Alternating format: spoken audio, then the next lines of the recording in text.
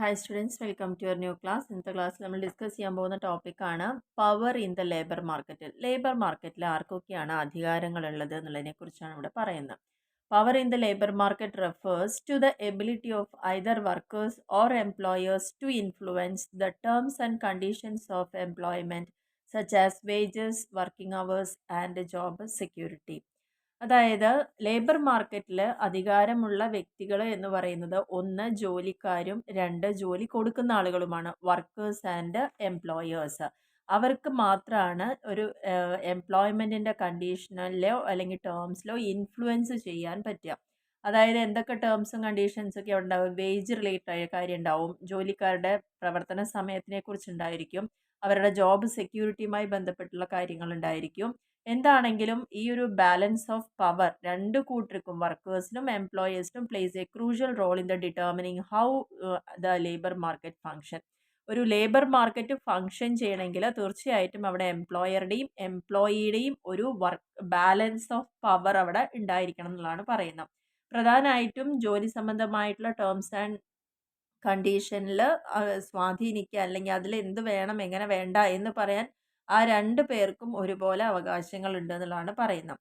ഇനി ഏതൊക്കെയാണ് ഈ പല തരത്തിലുള്ള പവേഴ്സ്, ലേബർ മാർക്കറ്റിനെ നയിക്കുന്ന പവേഴ്സ് ഏതൊക്കെയാണെന്നുള്ളത് പറയുന്നുണ്ട്. ഫസ്റ്റ് വൺ ആരാ? വർക്കറാണ്. വർക്കർക്കുള്ള അധികാരങ്ങൾ എന്തൊക്കെയാണ്? ഒന്ന് സ്കിൽസ് ആൻഡ് എക്സ്പെർട്ടൈസ് എന്നാണ് പറയുന്നത്. Workers can gain power in the labour market. Labour മാർക്കറ്റിലെ വർക്കേഴ്സിന് അധികാരം കിട്ടാൻ വേണ്ടിയിട്ടുള്ള കാര്യങ്ങളെക്കുറിച്ചാണ്. ഒന്ന് സ്കിൽ ആൻഡ് എക്സ്പെർട്ടൈസ്. അതായത് ചില വർക്കേഴ്സ് എന്ന് പറഞ്ഞാൽ അവർ അവരുടെ ജോബിൽ വളരെ സ്കിൽഡ് ആയിരിക്കും, അല്ലെങ്കിൽ അതിനെക്കുറിച്ച് നോളേജ് നല്ല അധികമുള്ള ആളുകളായിരിക്കും. That are hard to replace, often have more power. അവർക്കൊക്കെയാണ് കൂടുതൽ അധികാരം ഉണ്ടായിരിക്കുന്നത്. ഇപ്പോൾ ഇവിടെ എക്സാമ്പിൾ പറയുകയെന്ന് വെച്ചാൽ ഒരു സ്കിൽഡ് ഡോക്ടർ അല്ലെങ്കിൽ engineer, programmer can demand higher wages because their expertise is in high demand and not easily substituted. എങ്ങനെയാണ് അവരുടെ അധികാരം കാണിക്കുക? അപ്പോൾ നല്ല സ്കിൽഡ് ആയിട്ടുള്ള ഒരു ഡോക്ടറോ എഞ്ചിനീയറോ അല്ലെങ്കിൽ പ്രോഗ്രാമറോ ഒക്കെ ആണെങ്കിൽ അവർക്ക് ഉയർന്ന സാലറി അല്ലെങ്കിൽ ഉയർന്ന വേജ് ഡിമാൻഡ് ചെയ്യാനുള്ള അധികാരമുണ്ട്. എന്തുകൊണ്ടാന്ന് വെച്ചാൽ അവരുടെ എക്സ്പെർട്ടൈസ് ആ പ്രത്യേക പഠനത്തിൽ അവർക്കുള്ള വൈദഗ്ധ്യം, എക്സ്പെർട്ടൈസ് എന്ന് പറയുന്നത് വളരെ കൂടുതലായിരിക്കും. അതുകൊണ്ട് തന്നെ അവർക്കുമുള്ള ഡിമാൻഡും കൂടുതലായിരിക്കും. അവരെ ഒരുപാട് ആളുകൾക്ക് ആവശ്യം ഉണ്ടായിരിക്കും. അപ്പോൾ ഡിമാൻഡും അവർക്ക് കൂടും. ആൻഡ് അവരെ നമുക്ക് പെട്ടെന്ന് ആ സ്ഥാനത്ത് നിന്ന് ഒഴിവാക്കാനും പറ്റില്ല. കാരണം വേറൊരു സബ്സ്റ്റിറ്റ്യൂട്ട് നമുക്ക് കിട്ടുക എന്ന് പറഞ്ഞാൽ ബുദ്ധിമുട്ടായിരിക്കും. അപ്പോൾ ഒരു വർക്കർക്കുള്ള അധികാരം എന്ന് പറയുന്നത് അവരുടെ സ്കില്ലും എക്സ്പെർട്ടൈസിലും ആയിരിക്കും. പിന്നെ യൂണിയൻ സ്ട്രെങ്ത്. യൂണിയൻ സ്ട്രെങ്ത് പറഞ്ഞു കഴിഞ്ഞാൽ നമ്മൾ നേരത്തെ പറഞ്ഞല്ലോ ട്രേഡ് യൂണിയൻ. ആ ട്രേഡ് യൂണിയനിൽ ഒരു ഒരു ഭാഗമാണ് ഒരു വർക്കർ എന്ന് പറയുന്നത്. അതുകൊണ്ട് തന്നെ അവർക്ക് കളക്റ്റീവായിട്ട് ഒന്നിച്ച് തന്നെ, നമ്മൾ കളക്റ്റീവ് ബാർഗെയിനിങ് കഴിഞ്ഞ വീഡിയോയിൽ പറഞ്ഞിരുന്നു, ഒന്നിച്ച് തന്നെ ആ ഒരു സംഘടനയ്ക്ക് ബെറ്റർ വേജിന് വേണ്ടിയിട്ടും ബെനിഫിറ്റിന് വേണ്ടിയിട്ടും വർക്കിംഗ് കണ്ടീഷനൊക്കെ വേണ്ടിയിട്ട് ബാർഗെയിൻ ചെയ്യാനുള്ള പവർ ഉണ്ടായിരിക്കും. അപ്പോൾ ഇത്തരത്തിൽ യൂണിയനിലെ മെമ്പർഷിപ്പ് ഉള്ള ആളുകൾക്ക് വർക്കേഴ്സിനെ ഹെൽപ്പ് ചെയ്യാൻ പറ്റും. എന്തിനും? ഓർഗനൈസ് ചെയ്യാനും അവർക്കൊരു ബിഗർ ഇമ്പാക്റ്റ് ഈ മാർക്കറ്റിൽ കൊടുക്കാനും ഒക്കെ പറ്റും. ഒരു ലാർജ് ഗ്രൂപ്പ് ഓഫ് വർക്കേഴ്സ് അങ്ങനെ ഡിസൈഡ് ചെയ്യാണ് ടു സ്ട്രൈക്ക് ഓർ പ്രൊട്ടസ്റ്റ്, അവരുടെ അവകാശങ്ങൾക്ക് വേണ്ടിയിട്ടും പ്രതിഷേധം അറിയിക്കുന്നതിനൊക്കെ വേണ്ടിയിട്ട് ഒരു വലിയൊരു ഗ്രൂപ്പ് വർക്കേഴ്സ് വരികയാണെങ്കിൽ ഇറ്റ് ക്യാൻ പ്രഷർ എംപ്ലോയേഴ്സ്. അങ്ങനെ വരുമ്പോൾ എന്താ, തീർച്ചയായിട്ടും എംപ്ലോയർക്ക് നല്ലൊരു പ്രഷർ ഉണ്ടാക്കാൻ അവരെ കൊണ്ട് സാധിക്കും. മീറ്റ് ദെയർ ഡിമാൻഡ്സ്, അവരുടെ ഡിമാൻഡുകൾ മീറ്റ് ചെയ്ത് കൊടുക്കേണ്ടി വരും. പിന്നെ വർക്കറെ സംബന്ധിച്ചുള്ള പവറാണ് സ്കെയോസിറ്റി ഓഫ് ലേബർ. അതായത് ചില പ്രത്യേക ജോബ് ചെയ്യാൻ ആ ഒരു ഇൻഡസ്ട്രിയിൽ അധികം ആളുകളെ കിട്ടാത്തൊരവസ്ഥ വരും. Workers can gain more. ആ ഒരു അവസരത്തിൽ അതിൽ നല്ല നൈപുണ്യമുള്ള ആളുകളാണെങ്കിൽ അവർക്ക് കൂടുതലായിട്ട് ഡിമാൻഡ് ചെയ്യാൻ പറ്റും. Because employers have to offer better pay or working condition to attract the retail employees. അപ്പോൾ ചില ജോബിലുള്ള ആളുകൾ, അതായത് അവർ ജോലി നിർത്തി പോകുമെന്ന് എംപ്ലോയർക്ക് പേടി പിടിക്കുന്ന സമയങ്ങളുണ്ട് അല്ലേ? കാരണം അങ്ങനെ ഒരാൾ അവിടെ നിന്ന് പോയി കഴിഞ്ഞാൽ അതേപോലെ ഒരാളെ കിട്ടുക എന്നുള്ളത് ബുദ്ധിമുട്ടാണെന്ന് മനസ്സിലാവുന്ന എംപ്ലോയ്മെൻ്റ് ആണെങ്കിൽ അവരുടെ ആവശ്യങ്ങൾ പെട്ടെന്ന് അംഗീകരിച്ചു കൊടുക്കുകയും അല്ലെങ്കിൽ അവർ തന്നെ അങ്ങോട്ട് ഓഫർ ചെയ്യും നല്ലൊരു പേയ്മെൻറ്റും നല്ല വർക്കിംഗ് കണ്ടീഷനും ഒക്കെ. എന്തിനാ? നിലവിലുള്ള എംപ്ലോയീസ് വേറെ എവിടെയും ജോലി തേടി പോവാതിരിക്കാൻ വേണ്ടിയിട്ടും, അല്ലെങ്കിൽ മറ്റുള്ളവർ പുറത്തുനിന്നുള്ള ആളുകളാണെങ്കിൽ അവരെ അട്രാക്റ്റ് ചെയ്യാനൊക്കെ വേണ്ടിയിട്ട് യൂസ് ചെയ്യും. അപ്പോൾ ഇതാണ് ഒരു എംപ്ലോയിയുടെ ഭാഗത്ത് അല്ലെങ്കിൽ വർക്കറുടെ ഭാഗത്തുള്ള ഒരു പവർ എന്ന് പറയുന്നത് ഈ ഒരു മാർക്കറ്റിൽ. ഒന്ന്, നല്ല സ്കില്ലും എക്സ്പെർട്ടൈസും ഉണ്ടായിരിക്കുക. രണ്ട്, ട്രേഡ് യൂണിയൻ. മൂന്ന്, നല്ല സ്ട്രോങ് ആയിട്ടുള്ളൊരു യൂണിയൻ ഉണ്ടായിരിക്കുക. പിന്നെ ചില വർക്കിന് മാത്രം സ്കെയോസിറ്റി ഉണ്ടായിരിക്കുക, അതായത് ദൗർലഭ്യം ഉണ്ടാവുക. ഇനി അടുത്ത പവറുള്ള ആളാരാണ്? എംപ്ലോയറാ. എംപ്ലോയർക്ക് എങ്ങനെയാ? Control over jobs. Control over jobs എന്ന് പറഞ്ഞാൽ എന്താണ്? എംപ്ലോയർക്കാണ് അവരുടെ ആ ഒരു ഓഫീസിലേക്ക് അല്ലെങ്കിൽ ഫേമിലേക്ക് ആളുകളെ ഹയർ ചെയ്യാനും ഫയർ ചെയ്യാനും set the terms of employment. എംപ്ലോയ്മെന്റിൽ എന്തൊക്കെ ടേംസ് ആൻഡ് കണ്ടീഷൻ വേണം എന്നൊക്കെ സെറ്റ് ചെയ്യാനുള്ള അധികാരം ആർക്കാ? എംപ്ലോയർക്കാണ്. അവരാണല്ലോ വർക്കേഴ്സിന് ജോബൊക്കെ ഓഫർ ചെയ്ത് കൊടുക്കുന്നത്. അപ്പോൾ അതുകൊണ്ട് തന്നെ എംപ്ലോയർക്കും ഒരു സിഗ്നിഫിക്കൻറ്റ് കൺട്രോൾ ഈ ലേബർ മാർക്കറ്റിൽ ഉണ്ടായിരിക്കും. ഇനി ഒരുപാടധികം ലേബേഴ്സിനെ കിട്ടുന്ന ടൈപ്പുള്ള ജോബാന്ന് വിചാരിക്കുക. അപ്പോൾ എംപ്ലോയർക്കായിരിക്കും അവിടെ കൂടുതൽ അധികാരം ഉണ്ടാവുക. കാരണം ഒരുപാട് എംപ്ലോയീസിനെ കിട്ടുന്ന ജോബാണെങ്കിൽ എന്താണ്, അയാൾക്ക് ലോവർ വേജ് കൊടുത്താൽ മതി. നേരെ മറിച്ച് നമുക്ക് കിട്ടാൻ ആളില്ലാത്തൊരു സ്ഥിതി വരുമ്പോൾ എന്താ, ഉള്ള ആളുകൾക്ക് ഹൈ ഡിമാൻഡ് ആയിരിക്കും കൊടുക്കുന്നത്. അപ്പോൾ അതുകൊണ്ട് തന്നെ ഇവിടെ അവരുടെ അധികാരം എന്ന് പറയുന്നത് കൺട്രോൾ ചെയ്യാനുള്ള അധികാരമുണ്ട് തീർച്ചയായിട്ടും. വേജ് ഫിക്സ് ചെയ്യാനും ഒക്കെ അവർക്ക് പറ്റും ഇങ്ങനത്തെ ഒരു കണ്ടീഷനിൽ. പിന്നെ ക്യാപിറ്റൽ ആൻഡ് റിസോഴ്സസ് ആണ്. എംപ്ലോയറെ സംബന്ധിച്ചോളം എന്താണ്, പ്രത്യേകിച്ച് ലാർജ് കമ്പനീസ് ഒക്കെ ആണെങ്കിൽ അവർക്ക് എപ്പോഴും എന്ത് ചെയ്യേണ്ടി വരും, വർക്കേഴ്സിന് പേയ്മെൻറ്റ് കൊടുക്കാൻ തന്നെ ഒരുപാട് ഫണ്ട് റേസ് ചെയ്യേണ്ടതായിട്ട് വരും. പല പല റേറ്റിലായിരിക്കും പല വർക്കേഴ്സിനും കൊടുക്കുന്നുണ്ടാവുക. അവരുടെ വർക്കിംഗ് കണ്ടീഷൻ അനുസരിച്ച് നല്ല ഹാർഡായിട്ട് ജോലി ചെയ്യുന്ന ആളുകൾക്ക്, അല്ലെങ്കിൽ സ്കില്ല് യൂസ് ചെയ്യുന്ന ആളുകൾക്ക്, അല്ലെങ്കിൽ ഇൻ്റലക്ച്വൽ ആയിട്ടുള്ള കപ്പാസിറ്റി കൂടുതലുള്ള ആളുകൾക്ക്, അങ്ങനെ അതിനനുസരിച്ച് വർക്കിനനുസരിച്ച് പല റേറ്റിൽ കൊടുക്കേണ്ടി വരും. അപ്പോൾ അങ്ങനെ വരുന്ന സമയത്ത് അവരെന്ത് ചെയ്യും, ഇങ്ങനെ നല്ല പേയ്മെൻറ്റ് കൊടുക്കണം എന്നുണ്ടെങ്കിൽ പൈസ കുറവ് കൊടുത്താൽ മതി, ലേബേഴ്സിന് കുറവ് പൈസ കൊടുത്താലും ലേബറെ കിട്ടാനുള്ള മറ്റുള്ള രാജ്യങ്ങളിലേക്ക് അവർ ഈ വർക്കിനെ ഔട്ട്സോഴ്സ് ചെയ്ത് കൊടുക്കും. കാരണം എന്താണ്, ഇവിടെ നമ്മൾ അവർക്ക് 10,000 കൊടുക്കുമ്പോൾ ഇതേ വർക്ക് നമുക്ക് 5,000 രൂപയ്ക്കും ചെയ്ത് കിട്ടാമെങ്കിൽ നമ്മൾ അങ്ങോട്ടേക്ക് ഔട്ട്സോഴ്സ് ചെയ്ത് കൊടുക്കും. അപ്പോൾ എംപ്ലോയറുടെ പവറാണത്. എന്തിനെ അവർക്ക് സ്വാധീനിക്കാൻ പറ്റുന്നുണ്ട്? Wages and conditions. അവരുടെ ലോക്കൽ ലേബർ മാർക്കറ്റിൽ വേജസ് ആൻഡ് കണ്ടീഷനെ ഇൻഫ്ലുവൻസ് ചെയ്യാൻ പറ്റുന്ന ഒരാളാണ് എംപ്ലോയർ എന്ന് പറയുന്നത്. പിന്നെ പറയുന്ന ഓട്ടോമേഷൻ ആൻഡ് ടെക്നോളജിയാണ്. ഓട്ടോമേഷൻ ആൻഡ് ടെക്നോളജി എന്ന് പറയുമ്പോൾ എംപ്ലോയർ എപ്പോഴും പുതിയ പുതിയ ടെക്നോളജിയും പുതിയ ഓട്ടോമേഷനും ഒക്കെ അവരുടെ സ്ഥാപനത്തിലേക്ക് കൊണ്ടുവരും. എന്തിനാണ്? വല്ലാതെ മനുഷ്യനെ ആശ്രയിക്കേണ്ട അവസ്ഥ ഇല്ലാതിരിക്കാൻ വേണ്ടിയിട്ട്. കാരണം ജോലിക്കാരെ വെക്കുമ്പോഴല്ലേ അവർക്ക് ഇത്ര മണിക്കൂർ പണിയെടുക്കാൻ പറ്റൂ, ഇത്ര ശമ്പളം വേണം എന്നുള്ള കാര്യങ്ങൾ വരുള്ളൂ. അപ്പോൾ അതൊക്കെ കുറയ്ക്കാൻ വേണ്ടി അവർ എപ്പോഴും ഇത് അഡോപ്റ്റ് ചെയ്യാൻ ശ്രമിക്കും. അങ്ങനെ വരുന്ന സമയത്ത് വർക്കേഴ്സിൻ്റെ പവർ അവിടെ കുറയുകയാണ്. പ്രത്യേകിച്ച് ആ ജോബൊക്കെ പെട്ടെന്ന് തന്നെ നമുക്ക് ഒരു 10 പേര് ചെയ്യണ ജോബ് ഒരു മെഷീൻ ഉണ്ടെങ്കിലോ സോഫ്റ്റ്വെയർ ഉണ്ടെങ്കിലോ ചെയ്തെടുക്കാൻ പറ്റും. അപ്പോൾ അതുകൊണ്ട് തന്നെ അതിൻ്റെ ബേസിസിലും ഒരു അധികാരം എംപ്ലോയർക്ക് ജോബ് മാർക്കറ്റിൽ, ലേബർ മാർക്കറ്റിൽ ഉണ്ടായിരിക്കും. അപ്പോൾ എംപ്ലോയിക്കുള്ള പവർ പറഞ്ഞു, എംപ്ലോയർക്ക് എവിടെയൊക്കെ കൺട്രോൾ ചെയ്യാൻ പറ്റും പറഞ്ഞു. ഇനി ഗവൺമെൻറ്റിനാണ് അടുത്ത റോൾ ഉള്ളത് ഈ ഒരു മാർക്കറ്റിൽ. ഗവൺമെൻറ് ചെയ്യുന്നത് 2 കാര്യങ്ങളാണ്. ഒന്ന് ലേബർ ലോസ്, തൊഴിൽ നിയമങ്ങൾ ഉണ്ടാക്കുക. പിന്നുള്ളത് റെഗുലേറ്റിംഗ് എംപ്ലോയ്മെൻറ്റ് പ്രാക്ടീസസ്. ഒരു ജോബിൽ എങ്ങനെ വേണം എംപ്ലോയ്മെൻറ്റ് പ്രാക്ടീസസ് എന്ന് നിയന്ത്രിക്കുന്നതും ആരായിരിക്കും? ഗവൺമെൻറ് ആയിരിക്കും. അപ്പോൾ ഈ 2 റോളാണ് ഈ ഒരു മാർക്കറ്റിൽ ഗവൺമെൻറ്റിനുള്ളത്.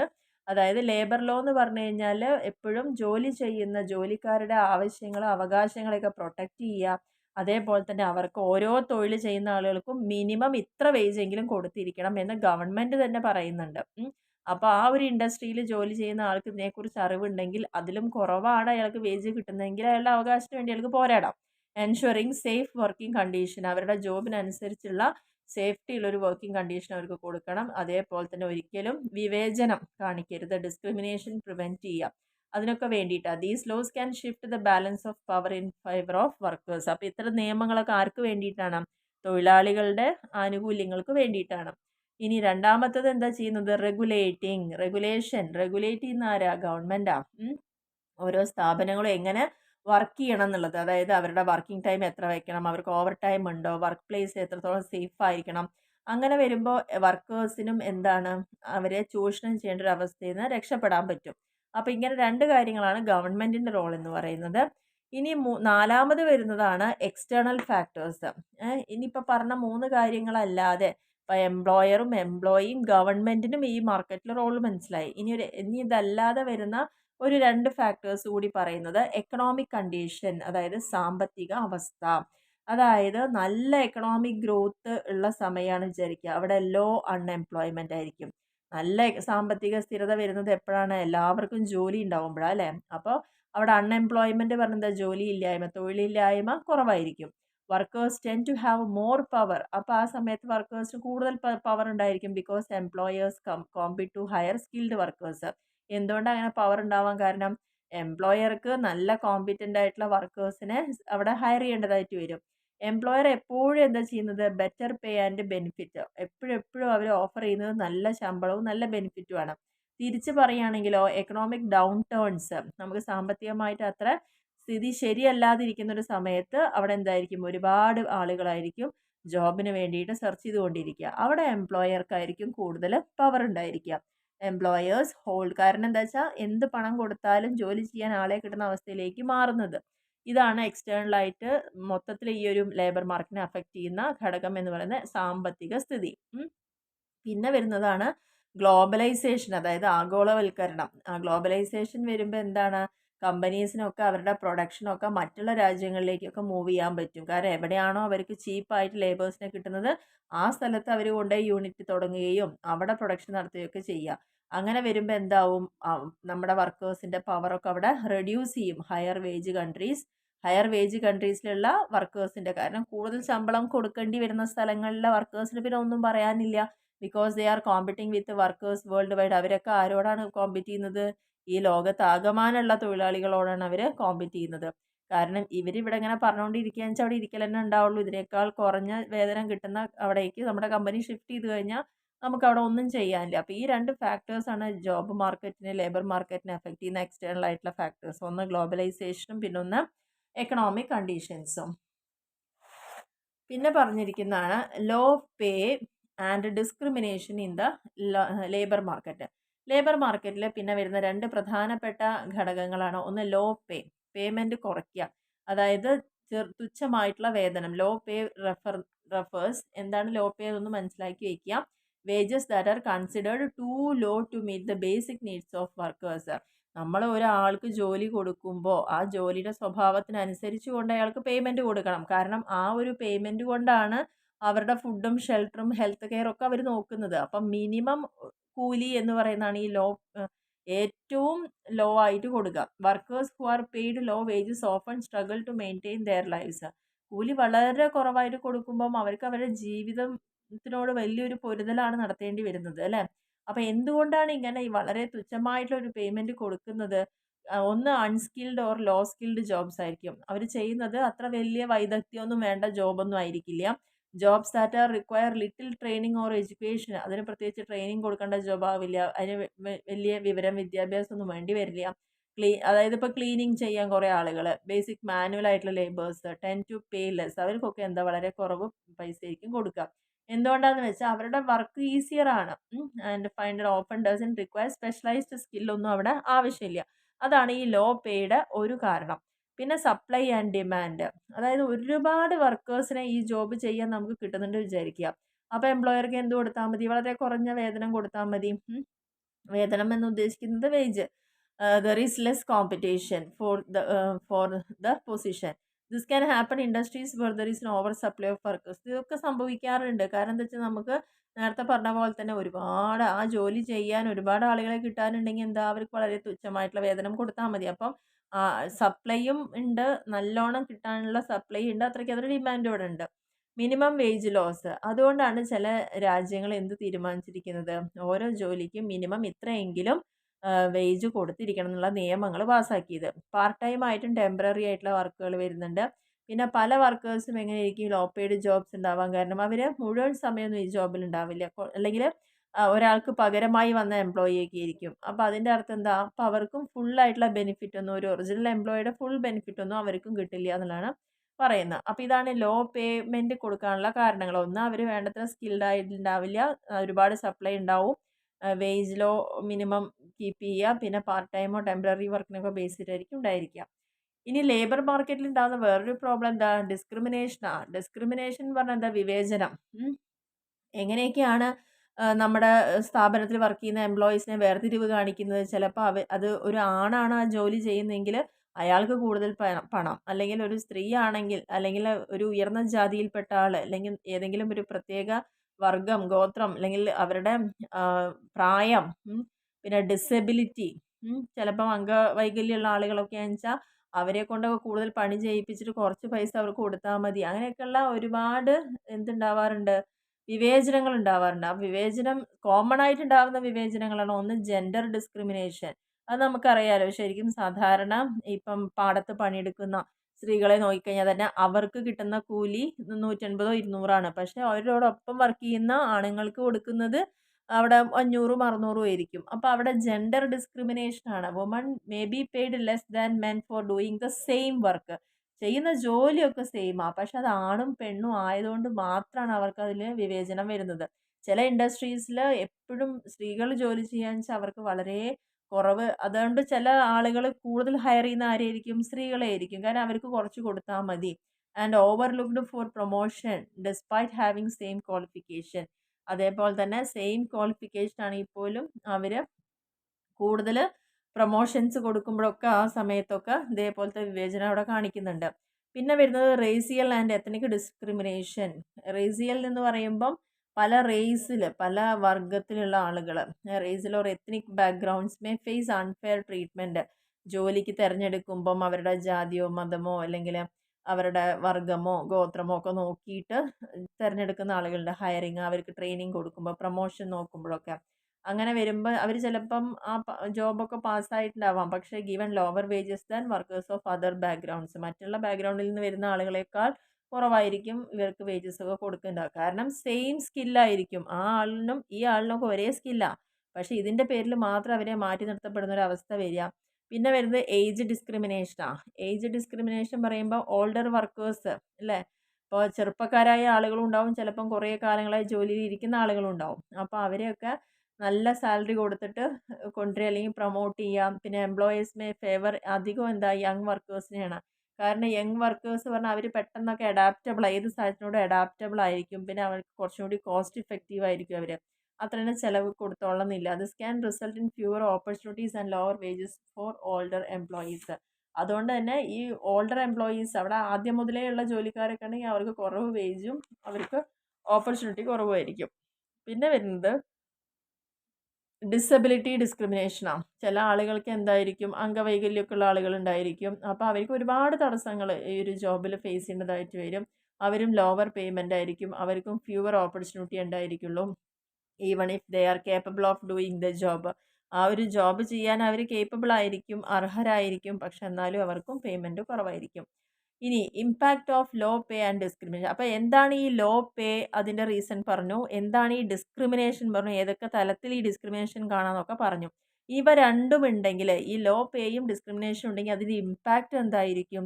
അതിൻ്റെ റിസൾട്ട് എന്ന് പറയുന്നത് പോവർട്ടി ആൻഡ് ഫിനാൻഷ്യൽ സ്ട്രെയിൻ അല്ലേ? നമുക്ക് തുച്ഛമായിട്ടുള്ള നമ്മുടെ ജീവിതം മുന്നോട്ട് കൊണ്ടുപോകാൻ തന്നെ ബുദ്ധിമുട്ടുന്ന ഒരവസ്ഥയിലേക്ക് നമ്മൾ പോവുകയാണ്. ദാരിദ്ര്യം ഒഴിഞ്ഞു മാറില്ല. ഫിനാൻഷ്യലി നമ്മൾ ഭയങ്കരമായിട്ട് സ്ട്രഗിൾ ചെയ്യേണ്ട ഒരു അവസ്ഥ. നമ്മുടെ ഹെൽത്ത് കെയർ ആണെങ്കിലും എഡ്യൂക്കേഷൻ ആണെങ്കിലും ഹൗസിംഗ് ആണെങ്കിലും നമുക്ക് ഫാമിലീസിനെ സപ്പോർട്ട് ചെയ്യാൻ നമുക്ക് പറ്റാത്തൊരു അവസ്ഥയിലേക്ക് പോവുക. പിന്നെ അവർക്കൊന്നും ഒരിക്കലും ഒരു കരിയർ ഗ്രോത്ത് ഉണ്ടാവുന്നില്ല. കാരണം അവർക്കൊരു ഹയർ സ്റ്റഡീസ് ചെയ്യണമെങ്കിൽ മുന്നോട്ട് പോകണമെങ്കിലൊക്കെ പണം അത്യാവശ്യമാണ് അല്ലേ? അപ്പോൾ അങ്ങനെ ഒരു ഡിസ്ക്രിമിനേഷനൊക്കെ ഉണ്ടെങ്കിൽ എന്താണ് prevent workers from advancing their career. ചിലപ്പോൾ ആ കരിയറെ അവർ മടുത്തു പോകും. അപ്പോൾ അവർ ഒരിക്കലും അഡ്വാൻസ് ചെയ്യില്ല. അങ്ങനെ വരുമ്പോൾ ഫ്യൂവർ ഓപ്പർച്യൂണിറ്റീസ് മാത്രമേ പ്രൊമോഷനൊക്കെ ഉണ്ടാവുള്ളൂ. പ്രൊഫഷണൽ ഡെവലപ്മെൻറ്റിനൊക്കെ ഓപ്പർച്യൂണിറ്റി കുറവായിരിക്കും. Low morale and job satisfaction. പല വർക്കേഴ്സിനും ഫീൽ ചെയ്യണ അവർക്ക് നല്ല രീതിയിൽ പേയ്മെൻറ്റ് കിട്ടുന്നില്ലല്ലോ. അപ്പോൾ അൺഫെയർ ആയിട്ട് ഉള്ള ഒരു പെരുമാറ്റം അല്ലെങ്കിൽ വളരെ ഡിഫറെൻ്റ് ആയിട്ട് അവരെ ട്രീറ്റ് ചെയ്യാം. അവരുടെ ജെൻഡറിൻ്റെയും റേസിൻ്റെയും ഏജിൻ്റെയും ഒക്കെ ബേസിസിൽ. അപ്പോൾ ഒരു ഡീമോട്ടിവേഷനും ഡിസാറ്റിസ്ഫാക്ഷനും ഒക്കെ ആയിരിക്കും ഉണ്ടായിരിക്കുക. അങ്ങനെ വരുമ്പം അവരുടെ പ്രൊഡക്ടിവിറ്റീനെയും വെൽബീയിനെയൊക്കെ അത് വെൽബീയിങ്ങിനെയൊക്കെ ഹേർട്ട് ചെയ്യും. പിന്നെ സാമ്പത്തികമായിട്ടുള്ള അസമത്വം ഉണ്ടാവുക. ഇക്കണോമിക് ഇൻഇക്വാലിറ്റി ഉണ്ടായിരിക്കുക. ലാർജ് ഗ്രൂപ്പ് ഓഫ് വർക്കേഴ്സിനൊക്കെ വളരെ തുച്ഛം പൈസ കൊടുക്കുക അല്ലെങ്കിൽ അവരെ വിവേചനത്തിൻ്റെ പേരിൽ മാറ്റി നിർത്തുക. അങ്ങനെയൊക്കെ വരുമ്പോൾ ഒരു എക്കണോമിക് ഇൻഇക്വാലിറ്റി സൊസൈറ്റിയിൽ തന്നെ സാമ്പത്തികമായിട്ടൊരു അസമത്വം നിലനിൽക്കുന്ന അവസ്ഥയിലേക്കൊക്കെ പോകും. അപ്പോൾ ഈ ലോ പേയും ഡിസ്ക്രിമിനേഷനും കൊണ്ടുണ്ടാവുന്ന റിസൾട്ടുകൾ ഇതൊക്കെയാണ്. പോവർട്ടിയും ഫിനാൻഷ്യൽ സ്ട്രെയിനും ലിമിറ്റഡ് ആയിട്ടുള്ള കരിയർ ഗ്രോത്തുകളും low morale and job satisfaction ലെവലൊക്കെ വളരെ കുറവായിരിക്കും. സാമ്പത്തിക അസമത്വം ഉണ്ടാവുക എന്നുള്ളതൊക്കെയാണ് പറയുന്നത്. പിന്നെ പറഞ്ഞിരിക്കുന്ന ഒരു കാര്യമാണ് ഇതുവരെയാണ് നമുക്ക് ഞാൻ ഈ ചാപ്റ്റർ തുടങ്ങുമ്പോൾ ഫാക്ടേഴ്സ് ഓഫ് പ്രൊഡക്ഷനെ കുറിച്ചാണ് പറഞ്ഞത്. അപ്പോൾ അതിൽ ഈ ചാപ്റ്റർ തന്നെ എടുത്ത് പറയുന്നുണ്ട് ലേബറും ക്യാപിറ്റലിനെ കുറിച്ചാണ് ഇവിടെ ഡിസ്കസ് ചെയ്യുന്നതെന്ന് പറഞ്ഞിട്ടുണ്ടായിരുന്നു. അപ്പോൾ ലേബർ എന്ന് പറയുന്ന ആ ടോപ്പിക് ഇവിടെ കംപ്ലീറ്റ് ആയിട്ടുണ്ട്. ഇനി ക്യാപിറ്റലിലോട്ട് വരികയാണ്. അപ്പോൾ ക്യാപിറ്റൽ എന്ന് പറയുമ്പോൾ നമുക്കറിയാം മൂലധനമാണ്. അതായത് ഒരു ബിസിനസ് സ്റ്റാർട്ട് ചെയ്യാൻ വേണ്ടതായിട്ടുള്ള അല്ലെങ്കിൽ റൺ ചെയ്യാൻ വേണ്ടതായിട്ടുള്ള പണം. അപ്പോൾ അത് ഇൻവെസ്റ്റ്മെൻറ്റും അത് എങ്ങനെ എംപ്ലോയ് ചെയ്യുന്നു, അത് എങ്ങനെ യൂട്ടിലൈസ് ചെയ്യുന്നതിനെ കുറിച്ചാണ് ഇവിടെ ചോദിക്കുന്നത്. അപ്പോൾ അതിൽ പ്രധാനമായും നമുക്ക് നോക്കേണ്ട ഒരു കാര്യം എന്ന് പറയുന്നത് എന്താണ് ഈ ക്യാപിറ്റൽ എംപ്ലോയ് ചെയ്യുക എന്ന് പറഞ്ഞു കഴിഞ്ഞാൽ നമ്മളുടെ കയ്യിൽ ഒരു ബിസിനസ് ചെയ്യണമെങ്കിൽ എന്ത് ചെയ്യണം? Once a business makes an investment, നമ്മൾ ബിസിനസ് തുടങ്ങാൻ പറയുമ്പോൾ എന്താ നമ്മുടെ കയ്യിലുള്ള പണത്തിനെ ഇൻവെസ്റ്റ് ചെയ്യാന്നുള്ളതാണ്. എവിടേക്കാണ്? It uses the capital. Machine വാങ്ങണം, ബിൽഡിംഗ് വാങ്ങണം, അങ്ങനെ ഓരോ കാര്യങ്ങൾക്ക് വേണ്ടിയിട്ട് ആ പണം ഉപയോഗിക്കുകയാണ്. എന്തിനു വേണ്ടിയിട്ട്? To produce goods or services, ഗുഡ്സും സർവീസും പ്രൊഡ്യൂസ് ചെയ്യാൻ വേണ്ടിയിട്ട്. ഇതിനെ തന്നെയാണ് എന്ത് പറയുന്നത്? എംപ്ലോയ്മെൻറ്റ് ഓഫ് ക്യാപിറ്റൽ എന്ന് പറയുന്നത്. ക്യാപിറ്റലിനെ നമ്മളെ എംപ്ലോയ് ചെയ്യുക ഈ സാധനങ്ങളൊക്കെ വാങ്ങിക്കുന്നതിന് വേണ്ടിയിട്ട്. അപ്പോൾ മോർ ക്യാപിറ്റൽ എംപ്ലോയ് ചെയ്യുമ്പം മോർ ഇറ്റ് ക്യാൻ പ്രൊഡ്യൂസ്, അല്ലേ? കൂടുതലായിട്ട് പൈസ ചിലവാക്കുമ്പോൾ കൂടുതലായിട്ട് അവർക്ക് പ്രൊഡ്യൂസ് ചെയ്യാൻ പറ്റുക, കൂടുതലായിട്ട് സെല് ചെയ്യാൻ പറ്റുക. അപ്പോൾ ഇതിനെ എങ്ങനെ പ്രൈസ് ചെയ്യുക? ഈ ക്യാപിറ്റൽ സർവീസസിനെ എങ്ങനെ പ്രൈസ് ചെയ്യുക? അതായത് എക്കണോമിയിൽ എങ്ങനെയാണെന്ന് വെച്ചാൽ ബിസിനസ് ചെയ്യണമെങ്കിൽ ഒരുപാട് ക്യാപിറ്റൽ ആവശ്യമാണ്. എന്തിനാ ബിസിനസ് ചെയ്യുന്നത്? ഗുഡ്സും സർവീസും പ്രൊഡ്യൂസ് ചെയ്യാനല്ലേ. അപ്പോൾ ക്യാപിറ്റൽ എന്ന് പറയുന്നത് എന്താണ്? To the money or resources used in production. പ്രൊഡക്ഷന് വേണ്ടി യൂസ് ചെയ്യുന്ന റിസോഴ്സാണ് അല്ലെങ്കിൽ പണമാണ്. Like machinery, building, tools or technology. അപ്പോൾ ഈ ഒരു സർവീസസ് ഓഫ് ക്യാപിറ്റൽ, അപ്പോൾ ഈ ക്യാപിറ്റലിൽ നിന്ന് നമുക്ക് കിട്ടുന്ന സേവനങ്ങളാണ്. ഇതൊക്കെ വാങ്ങി വെക്കുക. അപ്പോൾ ഒരു ബിൽഡിംഗ് വാങ്ങുന്നു, ഒരു മെഷീനറി വാങ്ങുന്നു, എന്നിട്ട് അത് വാങ്ങിയിട്ട് അവർ ആ മെഷീനറിയിൽ നിന്നൊരു സേവനമാണല്ലോ നമുക്ക് ഇങ്ങോട്ട് കിട്ടുന്നത്. ക്യാപിറ്റൽ, അതാണ് സർവീസസ് ഓഫ് ക്യാപിറ്റൽ എന്ന് പറയുന്നത്. To refers to the use of these resources in production. പ്രൊഡക്ഷനിൽ ഇത്തരത്തിലുള്ള റിസോഴ്സുകളെ യൂസ് ചെയ്യുന്നതിനെ തന്നെയാണ് എന്ത് പറയുന്നത്? സർവീസ് ഓഫ് ക്യാപിറ്റൽ എന്ന് പറയുന്നത്. അതായത് ക്യാപിറ്റലിൽ നിന്ന് നമുക്ക് കിട്ടുന്ന സേവനം എന്ന് പറയുന്നത് ഇതൊക്കെ പൈസ കൊടുത്ത് സാധനങ്ങൾ വാങ്ങിക്കഴിഞ്ഞാൽ അത് ഉപയോഗിച്ചുകൊണ്ട് നമ്മൾ പ്രൊഡക്ഷൻ നടത്തുക. അതാണ് അവിടെ ഉദ്ദേശിച്ചിരിക്കുന്നത്. അതിൽ തന്നെ നമുക്ക് 3 കാര്യങ്ങളാണ് പറയുന്നത്. ഒന്ന് demand for services of capital, ഒന്ന് സർവീസസ് ഓഫ് ക്യാപിറ്റലിന് ഡിമാൻഡ് എത്രത്തോളം ഉണ്ടെന്നുള്ളത്. അപ്പോൾ അതിൻ്റെ അർത്ഥം എന്താ വെച്ചാൽ how much capital business need to produce goods and services. Demand, ആവശ്യം. ഏതിൻ്റെ ആവശ്യം? ക്യാപിറ്റലിൻ്റെ ആവശ്യം. ആവശ്യം എന്തിനാ? കൂടുതലായിട്ട് ഗുഡ്സും സർവീസും പ്രൊഡ്യൂസ് ചെയ്യുക എന്നുള്ളതാണ്. അപ്പോൾ അതിന് എത്ര രൂപയ്ക്കുള്ള മെഷീനറി വേണം, എത്ര എക്യുപ്മെൻറ്റ്സ് വേണം, എത്ര ടെക്നോളജിയുടെ കാര്യങ്ങൾ വേണം. അപ്പോൾ അതിനൊക്കെ അനുസരിച്ചായിരിക്കും എന്തുണ്ടായിരിക്കുക? ഡിമാൻഡ് എന്ന് പറയുന്നത്. ഡിമാൻഡ് ഒറിജിനേറ്റ് ചെയ്യുന്നത് എവിടെ നിന്നാണ്? എത്ര രൂപ ഇൻവെസ്റ്റ് ചെയ്യണം ഒരു ബിസിനസ്സിൽ എന്ന് തീരുമാനിക്കുന്നിടത്താണ് അതിൻ്റെ ഡിമാൻഡ് വരുന്നത്. ഇനി അത് കഴിഞ്ഞ് ഡിമാൻഡ് കഴിഞ്ഞ് എന്താ? സപ്ലൈ ആണ്. സപ്ലൈ എന്ന് പറഞ്ഞാൽ അവിടെ ഉദ്ദേശിക്കുന്നത് എന്താ? നമുക്ക് എത്രത്തോളം ക്യാപിറ്റൽ റിസോഴ്സ് അവൈലബിൾ ആവും ബിസിനസ്സിലേക്ക് യൂസ് ചെയ്യാൻ വേണ്ടിയിട്ട്, ബിസിനസ്സിലേക്ക് കൊടുക്കാൻ, സപ്ലൈ ചെയ്യാൻ വേണ്ടിയിട്ട്. കാരണം മെഷീനറി വാങ്ങാനും ഫാക്ടറി, ലാൻഡ്, ഫിനാൻഷ്യൽ ക്യാപിറ്റൽ, ഇതിനൊക്കെ വേണ്ടിയിട്ട് എത്ര പൈസ ആവശ്യമുണ്ട്. അപ്പോൾ സപ്ലൈ ഓഫ് ക്യാപിറ്റൽ എന്ന് പറഞ്ഞു കഴിഞ്ഞാൽ how much capital is available for business. ബിസിനസ്സിന് വേണ്ടി എത്ര ക്യാപിറ്റൽ അവൈലബിൾ ആണ്, അതാണ് അവിടെ പറയുന്നത്. പിന്നെ പറയുന്നത് determination of price of capital service. ഇങ്ങനെയൊക്കെ ക്യാപിറ്റൽ സർവീസ് ചെയ്യുന്നുണ്ടല്ലോ. അതായത് നമ്മൾ കുറേ ആവശ്യം എവിടെ നിന്ന് റൈസ് ചെയ്യുന്നുള്ളതും എങ്ങനെ യൂട്ടിലൈസ് ചെയ്യുന്നുള്ളത്, അതിനൊക്കെ എങ്ങനെയാണ് പ്രൈസിങ് നടത്തുന്നത്, എങ്ങനെ പ്രൈസിങ് ഡിറ്റർമിൻ ചെയ്യാം. അപ്പോൾ പ്രൈസിങ് കൊടുക്കുന്നത് എങ്ങനെയാണ്? ഏതിനെ ബേസ് ചെയ്തിട്ട് അറിയോ? ഇപ്പോൾ നമ്മൾ പറഞ്ഞ പോലെ ഈ ഡിമാൻഡും സപ്ലൈ ഓഫ് ക്യാപിറ്റലിൻ്റെ ഒരു ഇൻട്രാക്ഷൻ ആണ് ഏത് ഡിറ്റർമിൻ ചെയ്യുന്നത്? പ്രൈസ് ഡിറ്റർമിൻ ചെയ്യണം. കാരണം ബിസിനസ്സിന് കൂടുതൽ പണം വേണമെങ്കിൽ നമുക്ക് എന്താ more capital than is available, നമുക്ക് കിട്ടുന്നതിനേക്കാൾ അധികമാണ് ക്യാപിറ്റൽ വേണ്ടിച്ചാൽ എന്തായിരിക്കും? The price for using capital increases. അപ്പോൾ കൂടുതലായിട്ട് അതിൻ്റെ പ്രൈസ് അവിടെ ഇൻക്രീസ് ആവുകയാണ് ചെയ്യുന്നത്. അപ്പോൾ അതിലിവിടെ എക്സാമ്പിളായിട്ട് പറയുന്നുണ്ട്, if many companies want to buy the same machinery or borrow money to invest. ചിലപ്പോൾ ചിലർ മെഷീനറി വാങ്ങാനായിരിക്കും അത് ഉപയോഗിക്കുന്നുണ്ടാവുക, അല്ലെങ്കിൽ പൈസ വാങ്ങുന്നത് ഇൻവെസ്റ്റ് ചെയ്യാനായിരിക്കും. Cost of borrowing money goes up or the price of machinery increases. അപ്പോൾ എന്താ ഉണ്ടാവുക? ഈ ബോറോ ചെയ്യുന്ന സമയത്ത് നമുക്ക് ഇൻട്രസ്റ്റ് റേറ്റ് ഇങ്ങനെ കൂടി പോകുമ്പോൾ അതൊരു ചിലവായി മാറും, അല്ലെങ്കിൽ ആ മെഷീനറിയുടെ പ്രൈസ് അവിടെ കൂടും. This is because of the supply is limited. എന്തുകൊണ്ടാണ് സംഭവിക്കുന്നത്? നമ്മുടെ കയ്യിലുള്ള ഫണ്ടിൻ്റെ സപ്ലൈ എന്ന് പറയുന്നത് ലിമിറ്റഡ് ആണ്. അപ്പോൾ ബിസിനസ് എന്ത് ചെയ്യാറുണ്ട്? ഇത് ആക്സസ് ചെയ്യാൻ വേണ്ടിയിട്ട് കോമ്പീറ്റ് ചെയ്യുന്നു എന്നുള്ളതാണ് പറയുന്നത്. അപ്പോൾ ഈ investment and employment of capital just ഇത്ര മാത്രം ഒന്ന് മനസ്സിലാക്കുക. എന്താണ് ഇതിൻ്റെ പ്രൈസിങ്, അതിൻ്റെ ഡിമാൻഡും അതിൻ്റെ സർവീസും എങ്ങനെയാണ്, അത് രണ്ടും കൂടിയിട്ട് ഉള്ള ഇൻട്രാക്ഷനെ തന്നെയാണ് എന്ത് തീരുമാനം എടുക്കുന്നത്? അതിൻ്റെ പ്രൈസ് ഡിറ്റർമിൻ, ക്യാപിറ്റൽ സർവീസസിൻ്റെ പ്രൈസ് ഡിറ്റർമിൻ ചെയ്യുന്നത്. അപ്പോൾ ഇത്രയാണ് ഈ ഒരു വീഡിയോയിൽ നമ്മൾ പറയാൻ ഉദ്ദേശിച്ചിരിക്കുന്ന കാര്യങ്ങളെന്ന് പറയുന്നത്. ബാക്കി ഓരോ റിലേറ്റഡ് ആയിട്ടുള്ള ടോപ്പിക്കുകൾ ഓരോ വീഡിയോ ആയിട്ട് ചെയ്യാമെന്ന് വിചാരിച്ചിട്ടാണ്. അപ്പോൾ ഇത്രയും കാര്യങ്ങൾ ഈ വീഡിയോയിൽ പറഞ്ഞത് എല്ലാവർക്കും ക്ലിയർ ആയെന്ന് വിചാരിക്കുന്നു. Okay, thank you.